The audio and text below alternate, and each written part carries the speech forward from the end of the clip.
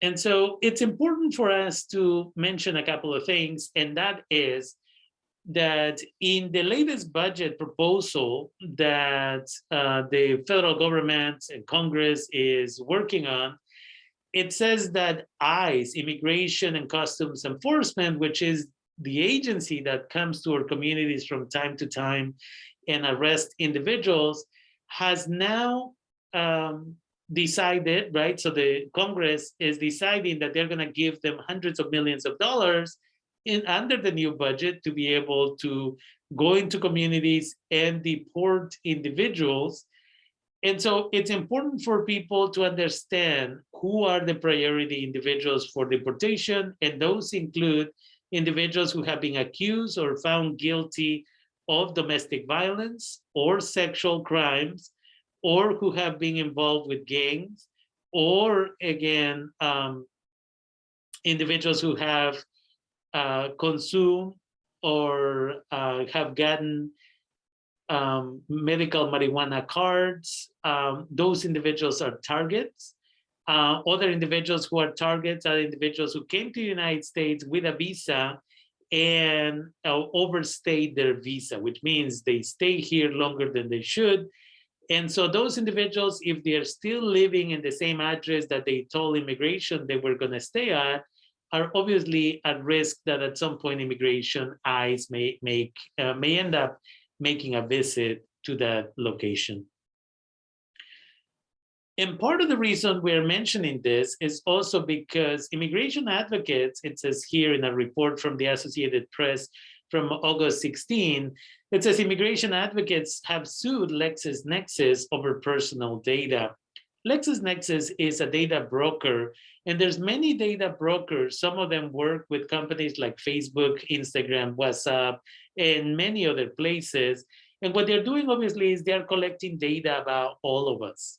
And so individuals who are undocumented, for example, who have been convicted of a certain crime or maybe overstayed their visa or have been accused, even if they were not guilty, their information can be collected. And as a result of that, if ICE is looking for them through these data brokers, they can find out where that person is or has been recently. One of the latest pieces of data collection has been these vehicles that may work for a city, and they do parking enforcement, for example. And when they're traveling through different streets, they are collecting license plate information, and they upload it to this type of systems. And if ICE is looking for an individual, they run that license plate, and in a couple of seconds, they can find out the last time we saw that car was at this location. And so there has to be a conversation about what is private, right? Because although I'm talking about immigration and people who are undocumented, perhaps, we're also talking about you and me and everybody else, where our data is for sale out there. And anything and everything that you do is being watched and collected.